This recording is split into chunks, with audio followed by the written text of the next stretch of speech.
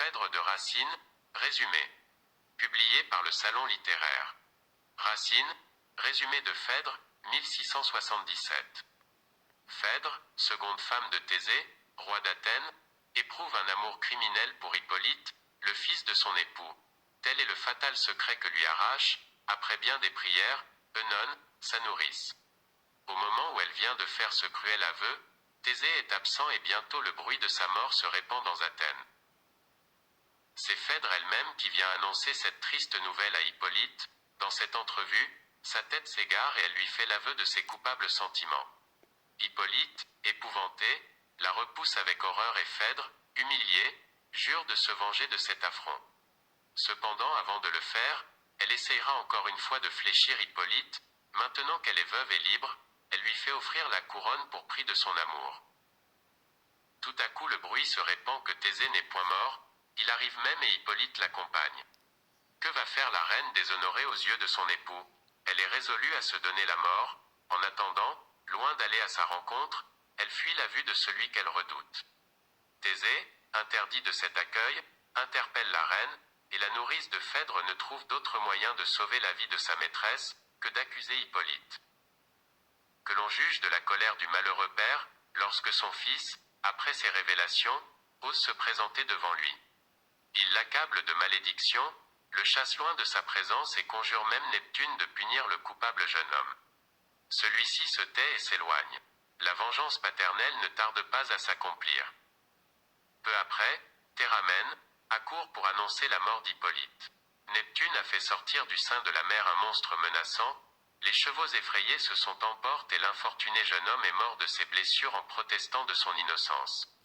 À l'ouïe de cette nouvelle, Phèdre, accablée de remords, vient aussitôt tout dévoiler à Thésée, mais déjà elle s'est fait justice elle-même, car, à peine a-t-elle achevé d'épargner, qu'elle tombe empoisonnée aux pieds de son époux.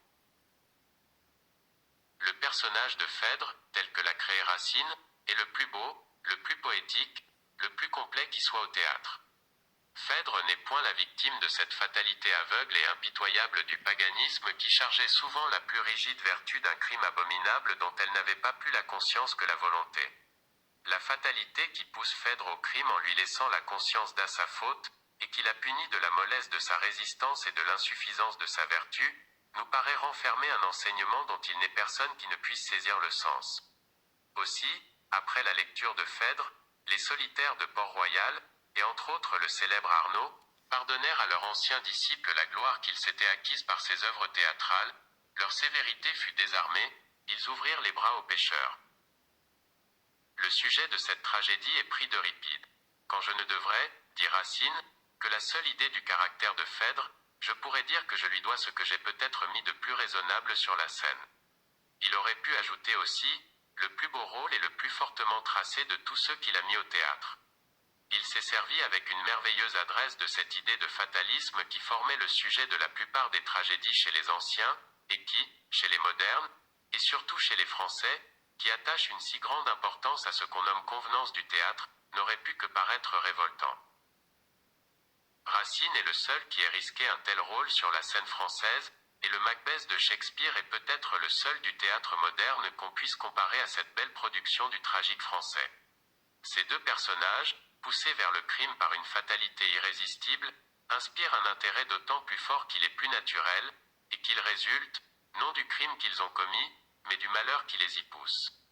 Racine était si fortement convaincu de cette vérité, qu'il observe dans sa préface: « J'ai même pris soin de rendre Phèdre un peu moins odieuse qu'elle n'est dans les tragédies des anciens, où elle se résout d'elle-même à accuser Hippolyte. » Racine a aussi fait quelques changements au personnage d'Hippolyte, qu'on reprochait à Euripide d'avoir représenté comme un philosophe exempt de toute imperfection.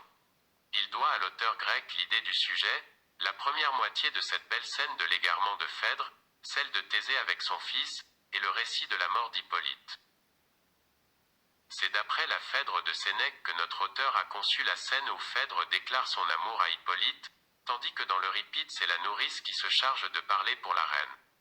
C'est aussi au poète latin qu'il doit la supposition que Thésée est descendu aux enfers pour suivre Piritaus, et l'idée de faire servir l'épée d'Hippolyte, restée entre les mains de Phèdre, de témoignage contre lui, idée bien supérieure à celle de la lettre calomnieuse inventée par Euripide. C'est aussi à l'exemple de Sénèque que Racine amène Phèdre à la fin de la pièce pour confesser son crime, et attester l'innocence d'Hippolyte en se donnant la mort. Le personnage d'Aricie n'est pas non plus de l'invention de Racine. Virgile dit qu'Hippolyte l'épousa et en eut un fils. On a écrit des volumes pour et contre le récit du 5e acte où Théramène annonce à Thésée la mort de son fils. Tel qu'il est, c'est un des plus beaux morceaux de poésie descriptive qui soit dans notre langue. C'est la seule fois que Racine s'est permis d'être plus poète qu'il ne fallait, et d'une faute il a fait un chef-d'œuvre. Dans le rôle de Phèdre, le plus beau peut-être qu'on n'a jamais vu sur le scène, on admire surtout l'art avec lequel Racine a évité les défauts de ses prédécesseurs. Mais c'est surtout dans le 4e acte, quand la honte et la rage d'avoir une rivale jettent Phèdre dans le dernier excès du désespoir, c'est surtout alors que notre poésie s'éleva sous la plume de Racine à des beautés vraiment sublimes, et c'est après avoir déclamé cette scène avec tout l'enthousiasme que lui inspiraient les beaux vers, que Voltaire s'écria un jour. Non, je ne suis rien auprès de cet homme-là. D'après Daniel Bonnefond, les écrivains célèbres de la France, ou histoire de la littérature française depuis l'origine de la langue jusqu'au XIXe siècle, 7e édition, 1895, Paris, Librairie Fischbarer et Lt Ventouillac.